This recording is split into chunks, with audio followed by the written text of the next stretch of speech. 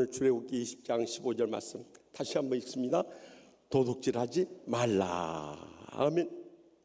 여기 도둑질한다는 단어가 히브리어로 가나브라는 단어를 쓰고 있는데, 그것은 꼭 남의 물건을 몰래 훔치는 것뿐만 아니라 남을 속이고 남에게 해를 끼치는 모든 행위를 다 포함하고 있다는 것입니다. 우리는 특별히 오늘 제503주년 종교개혁 기념주를 맞으면서 지난날 신앙의 선조들인 종교개혁자 존 후스부터 시작해서 마틴 루터, 존 켈빈, 또한 쩌빙글레에 이르기까지 모두 다 이 하나의 슬로건을 내걸고 했는데, 그것은 라틴어로 에클레시아 셈펠 레포만다라는 말이었어요. 교회는 항상 개혁되어야 한다고 그랬어요. 우리가 종교개혁주의를 맞으면서 이 말씀의 마지막 때 우리의 개혁해야 할 신앙의 모습이 무엇인가 하는 거예요. 그것은 만몬이라고 하는 물질신에 빠져있는 말세의 성도들을 향해서 주님께서 남은 때 우리가 어떻게 도둑질하지 말며 살 것인가, 이 십계명의 율법을 오늘날 복음으로 재해석해 주시는 하나님의 음성을 이 시간도 다 함께 들을 수 있기를 바랍니다. 먼저 말라기 3장 8절 말씀 다 같이 읽겠습니다. 사람이 어찌 하나님의 것을 도둑질하겠느냐, 그러나 너희는 나의 것을 도둑질하고도 말하기를 우리가 어떻게 주의 것을 도둑질하였나이까 하는도다. 이는 곧 11조와 봉헌물이라. 아멘. 여러분, 이 짧은 한 절의 말씀이야. 우리가 하나님의 것을 도둑질한다고 3번씩이나 경고하고 있어요. 그것이 뭐예요? 11조와 헌금이라는 거예요. 우리가 이처럼 하나님의 것을 도둑질함으로 해서 저주를 받게 된다는 거예요. 그래서 하나님의 복을 마지막 때 잃어버리며 살 때가 얼마나 많냐는 것입니다. 우리가 하나님의 것을 도둑질하다가 갖가지 일이 터져가지고 병원에다 갖다 바치고 세무서에다 갖다 바치고 법원에다 갖다 바치고 심지어는 자식들한테 다 뺏겨버리고 마는 거예요. 그러니까 돈은 돈대로 들고 고통은 고통대로 하고 남는 게 뭐가 있냐 이 말이야. 이보다 불쌍하고 불행한 인생이 어디 있냐는 거예요. 여러분, 온 천지를 창조하시고 소유하시고 주관하신 하나님이 우리의 물질이 없어서 우리에게 이것을 요구하겠습니까? 우리의 물질을 통해서 하나님의 거룩한 일을 이루시기도 원하시지만 궁극적인 목적은 우리에게 복을 주시기 위함이라는 것을 잊지 마시기 바랍니다.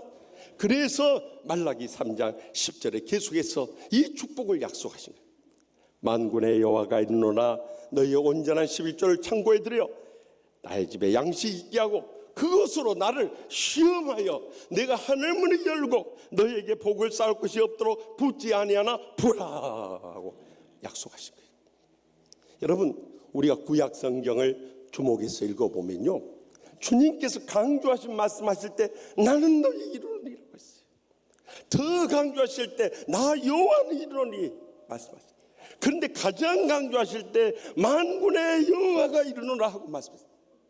놀라운 사실은 구약의 마지막 장인 이 말라기를 통해서 이제 신약 은혜의 시대를 앞두고 주님께서 19번이나 만군의 여호와가 이루노라고 강조하시며 하신 말씀이 바로 이 10절에 있어요. 그런데 이 말씀 가운데 보면 유일하게 나를 시험하라는 거예요. 우리가 하나님 정말 온전한 11조 드리니까 시험해보라 이거예요. 내가 틀림없이 하늘문을 열고 너에게 복을 쌓을 것이 없도록 붙지 아니하느냐 하는 거예요. 그런데 더 놀라운 사실은 이 11조는요, 율법이 있기 600여 년 전인 믿음의 조상 아브라함 때 그가 전쟁에 승리한 다음에 그 전리품의 11조를 예수 그리스도를 상징하는 의의 왕 멜기세덱에게 바친 데서부터 시작됐다. 그것이 구약 성경을 통해서 아브라함의 후손이 이삭, 야곱, 모세, 사무엘, 히스기야, 느헤미야, 아모스, 말라기 이르기까지 계속 되었을 뿐만 아니라 신약 성경에서도 이 11조를 강조하고 있는 것입니다. 그런데 문제는 우리가 적은 물질 생겼을 때 11조 헌금하기는 그렇게 어렵지 않아요. 많은 물질이 생겼을 때 그때 11조 드리게, 이게 어렵다는 거예요. 아파트를 팔거나 건물을 팔아서 목돈이 생기거나 또한 퇴직금을 받거나 큰 보너스가 생겼을 때 여러분 11조 하기가 쉽더냐 이거예요. 거기서 우리는 하나님의 것을 도둑질하며 온전한 11조 생활을 못 해버리는 거예요. 겉으로는 예수 잘 믿는 목사, 장로, 권사, 집사 같지만은 실제로는 현대판 외식하는 서기관들과 바리새인들로 타락해 버린 거예요. 그래서 주님께서 마태복음 23장에 7번이나 훨씬진저 외식하는 서기관들과 바리새인들이여 책망하시면서 마태복음 23장 23절에 결론적으로 21조에 대해서 마무리를 해주세요. 화있을진저 외식하는 서기관들과 바리새인들이여 너희가 박하와 해양과 근처의 11조는 들이되 율법에 더 중한 바 정의와 긍휼과 믿음은 버렸도다. 그러나 이것도 행하고, 다시 말하면 율법에 더 중요한 바 이 정의와 긍휼과 믿음도 행하고 저것도 버리지 말아야 할 때, 저것은 박하와 해양과 근처의 11조도 버리지 말지니라 하고 주님께서 마지막 결론을 맺어주셨어요. 그러므로 우리가 진정으로 이 두 주인을 섬길 수가 없는 거예요. 하나님과 만몬신을 함께 섬길 수 없는 거예요. 어차피 우린 빈손 들고 왔다가 빈손으로 떠나갈 인생인데 이제는 하나님을 온전히 섬기고 하나님의 것을 도둑질하지 않으므로 하나님의 복을 온전히 누릴 수 있기를 바랍니다. 계속해서 출애굽기 22장 1절과 4절 말씀 다 같이 읽겠습니다. 사람이 소나 양을 도둑질하여 잡거나 팔면 그는 소 한 마리에 소 5마리를 갚고 양 한 마리에 양 4마리로 갚을지니라. 도둑질한 것이 살아 그의 손에 있으면 소나 낙이나 양을 막론하고 갑절을 배상할지니라. 아멘. 구약 성경에서는 남의 것을 도둑질했어요. 이것이 죽었거나 팔아버렸으면 소 같은 경우 5배로 갚고 양은 4배로 갚으라는. 그런데 도둑질한 것이 살아있으면 2배로 배상하라고. 그래서 우리가 삭개오가 예수님을 그의 가정으로 영접했을 때 그가 뭐라고 고백합니까? 주여 보시옵소서, 내 소유의 절반을 가난한 자들에게 주겠사오며 만일 누구의 것을 속여 빼앗은 일이 있으면 내 갑절이나 갚겠나이다. 이렇게 약속하지 않았습니까? 그때 주님께서 삭개오 삶이 변화된 것을 확실히 체험할 수 있었어요.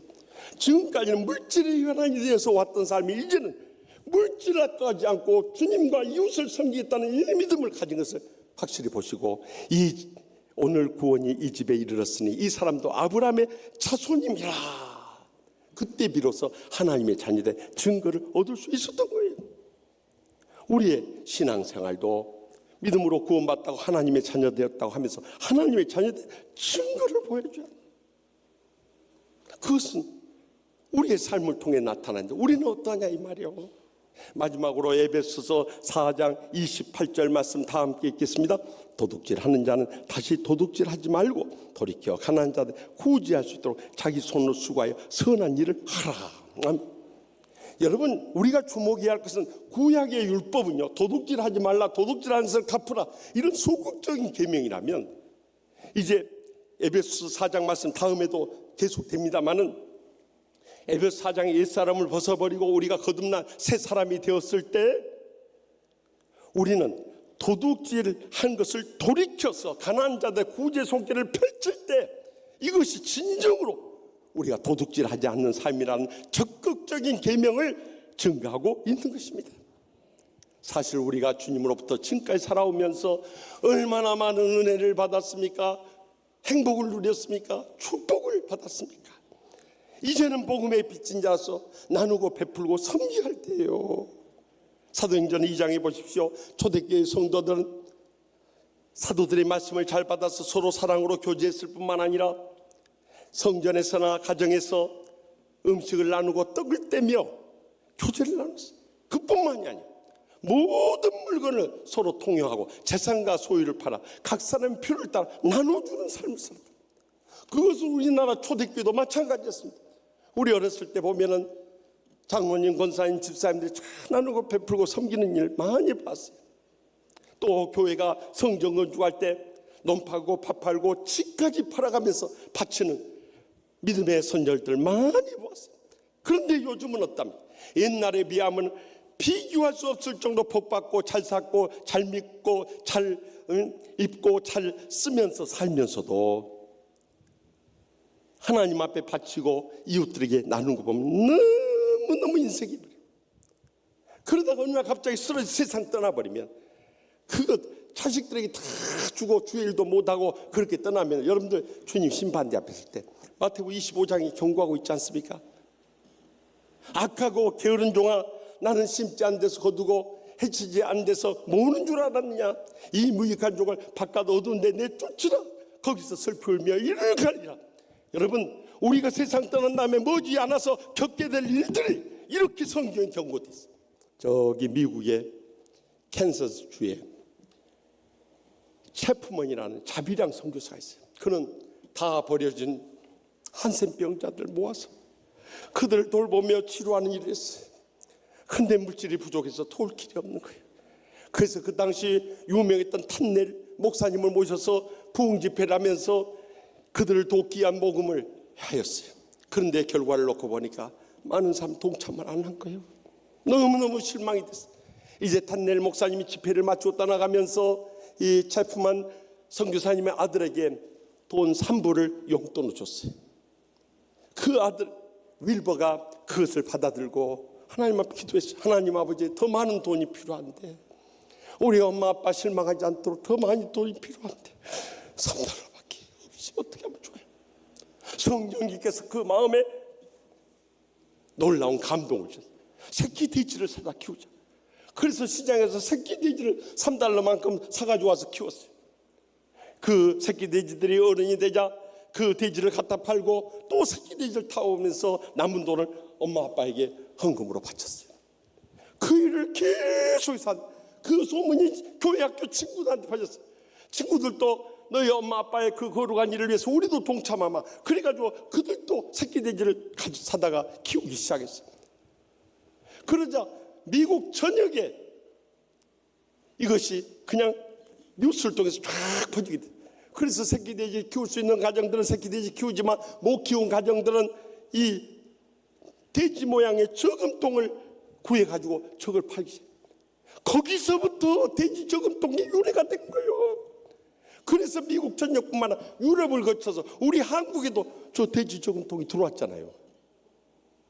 한 어린 소녀 윌보의 거룩한 실천이 수많은 사람들의 마음을 감동하고 이 거룩한 일에 동참하게 할 수 있었던 거예요. 여러분, 우리는 어차피 다 빈손 놓고 떠나갈 인생입니다. 그러나 분명히 기억해야 할 마태복음 6장 19절에서 21절 말씀 보면 너희를 위하여 보물을 땅에 쌓아두지 말라. 거기는 종과 동록이 하며 도둑이 구멍을 뚫고 도둑질하니라. 오직 너희를 위하여 보물을 하늘에 쌓아두라. 거기는 좀이나 동록이 해하지 못하며 도둑이 구멍을 뚫고 도둑질로 못하느니라. 내 보물이 있는 그곳에 내 마음이 있는 줄. 이제는 우리가 천국의 소망 가운데 살아갈 때 이 땅에 더 이상 물질 쌓아놓지 말고 하늘에 쌓아놓을 수 있길 바랍니다. 그 하늘의 보화가 우리 자손들 대대로 이어지고 응답되고 열매 맺을 날이 꼭 다가오게 될 줄 분명히 믿으시기 바랍니다. 우리는 지난 20년 동안 함께 신앙생활하면서 31번째로 우리 유정인 목사님을 전주 신일교회 담임 목사님으로 파송하게 됩니다. 전주 신일교회는 가장 전주에서 큰 교회고 가장 은혜롭고 가장 행복한 교회. 어떻게 유 목사님이 그런 복을 누릴 수 있었는가? 저는 지난 주간 유 목사님에게서 간증을 들으면서 정말 눈물에 감격을 했어요. 그는 원래 저기 전라남도 남쪽 남완도에서도 또 더 들어가는 그 섬인 넙도라는 섬에서 태어났어요. 나는 우리나라에 넙도가 있는 줄 몰랐어요. 유 목사님 통해서 처음 알았어요. 그렇게 알려진 조그만 섬에서 태어났어요. 아버지가 그곳에서 내 식구가 여동생과 더불어서 행복하게 살다가 주위 가장 믿었던 사람이 돈 빌려준 거 떼이게 돼버리고 사업에 실패함으로 너무 충격을 받아버린 거예요. 그래서 들어 누워서 병원에 다녀봤지만 병원에서 고칠 수 없었다. 다 포기하고 있을 때 누군가가 권면하기를 저기 오산리 금식기도원에 가면 최자실이라고 하는 여목사님이 계신데 그분이 치유의 능력이 있다고 거기 마지막으로 한번 가보라고 했던 것이 거기 가서 주님을 만나게 된 거예요. 기적적으로 치료를 받은 거예요. 아버지의 놀라운 병 고침이 그 가정에 복음이 임하게 된 것입니다. 그때부터 할머니, 부모님, 여동생과 더불어서 온 식구가 신앙생활을 했어요. 주일 낮 예배, 저녁 예배, 수요 밤 예배, 금요 철야 기도에 새벽 기도까지 빠지지 않을 정도로 잘 살게 돼요. 그래서 넙도에서 이렇게 교회도 없는 데서 어렵게 사는 것보다 우리 도시로 가자. 그래요. 서울 가까운 성남으로 와서 아버지가 이제 정착하면서 일자리를 구하려고 나갔다가 교통사고로 34살의 젊은 나이에 하늘로 떠나가버렸어요. 20대 후반의 어머니와 남매만 남은 거예요.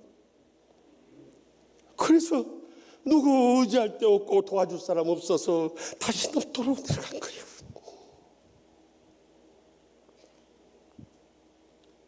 그러자 주의 일가 친척들이 20대 후반 젊은 여자가 어떻게 혼자 살 수 있겠냐고, 또 우리 목사님 보시면 알겠지만 어머니도 아주 외모가 수려한 분이에요. 그래서 자꾸 재혼을 권면하며 또 소개를 해주세요.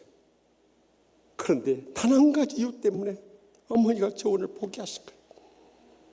이 어린 남매들 버리고 나 행복 찾아가버려. 이 어린 남매들의 장래가 어떻게 되겠죠? 바로 그 이유 때문에 끝까지 자식들 포기하지 않고 견뎌낸 거예요. 그곳에 돌아가서 살다 보니까 살 집도 변변 찾고 또 먹고 살아갈 것도 없어서 안 해본 장사가 없을 정도로 장사를 하고, 심지어는 남자도 하기 어려운 그 물이 센 낡은 배를 이끌고 나가서 김양식을 하느라고 얼마나 고생한지. 그런데 그에게 단 한 가지 기도 제목이 있다면 사랑하는 남매 훌륭하게 길러서 하나님의 일꾼 삼는 것, 그것만이 유일한 소망이고 기도 제목이었어요. 그런데 하나님께서 우리 유 목사님 가정을 버려두지 않았어요. 고아 가문을 불쌍히 여기신 하나님 아버지께서 그 넙도에 귀한 목사님을 보내주셨어요. 얼마나 기쁘고 반가웠어요. 그래서 넙도 교회가 세워진 거예요. 그런데 목사님이 처음 오셔서 오갈 데가 없은 거예요. 어머니가 나서서 우리 집 안방은 목사님 4분이 사시고 우리는 문간방에서 살겠습니다. 안방을 내드린 거예요. 그래서 교인들에게 전도를 하면서 교회가 모이기 시작했는데 예배당이 필요한 거예요. 어머니는 바칠 예물이 없는 거예요. 그래서 시간만 나면 벽돌 나르고 나무 나르면서 성전을 건축하게 돼요. 성전이 완성된 다음에 종을 사야 되는데 종이 그때 돈으로 수십만 원 되는 거예요. 지금 같으면 수백만 원 되겠죠. 누가 헌금할 거냐? 아무도 헌금할 사람이. 어머니가 그 참작종 제가 하겠습니다. 손들. 그리고 몇 달 동안 고생해가지고 모은 돈 갖다가 목사님 저 종 사는데 다 모아서 그거 바쳤다가 나요. 그뿐만이 아니라 주의 종의 가정을 섬기면서 주의 종이 주일한데 필요하다 하면은 그동안 모아놓은 거 다 갖다 바치면서 목사님 이 섬마을 복음화를 위해서 힘있게 마음껏 일하세요 하고 뒷바라졌다는. 그리고 40여 년이 지난 지금 하나님께서 그 목사님 가정을 그대로 내버려 둔 것이 아니라 우리 유 목사님 가정 저렇게 훌륭한 주의종으로 세워졌을 뿐만 아니라 여동생까지 주의종의 사모가 됐다고 하나요. 하나님께서 다 기억해 주시고 그 어머니의 믿음의 헌신과 봉사 충성을 다 갚아주시고, 저는 지난 16년 동안 우리 유 목사님 가까이 보면서 저도 어디 가면 인물 빠졌다는 소리는 안 듣는데 유 목사님 앞에만 서버리면 왜 그렇게 작아지는지 노래 가사가 생각이 나버려요. 아주 인물부터가 받쳐주잖아요. 근데 인물 좋고 성질 좋은 사람 또 드물어요. 근데 우리 유 목사님은 천사예요, 천사. 한 번도 얼굴 붉힌 적 없고 모든 것 아멘으로 받아들이고 인내하며 보내는 거예요.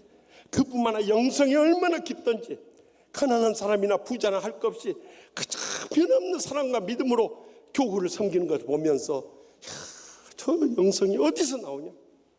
그 부모님의 신앙이 그대로 응답되고 열매 맺은 거예요.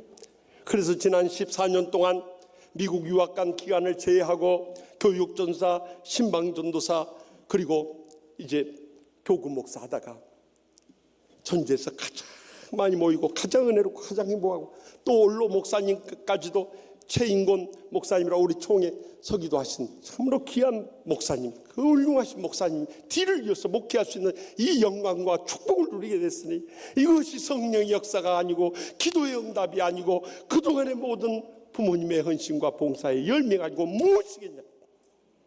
사랑하는 성도 여러분, 하나님 분명히 살아계십니다. 복의 근원이 되십니다. 우리가 이름도 없이 빛도 없이 말도 없이 헌신, 봉사, 충성을 다 지켜보겠습니다. 그러므로 우리는 오늘 종교개혁주의를 맞으면서 더 이상 만문신 신경 섬기지 말고 복을 있는 대신 하나님을 믿고 의지하면서 하나님의 그 도둑질한 것부터 다 토해낼 수 있길 바랍니다. 또한 사람들의 도둑질했던 거 다 갚아줄 수 있길 바랍니다. 더 나아가서 고통당하는 우리의 형제와 이웃을 위해서 구제의 사랑의 손길을 펼치게 될 때 복의 근원 되시는 하나님 아버지께서 더 기억하여 오시고 여러분의 여생뿐만 아니라 자손들까지 천배나 만배나 채우시고 부으시고 갚아주실 줄 확실히 믿습니다.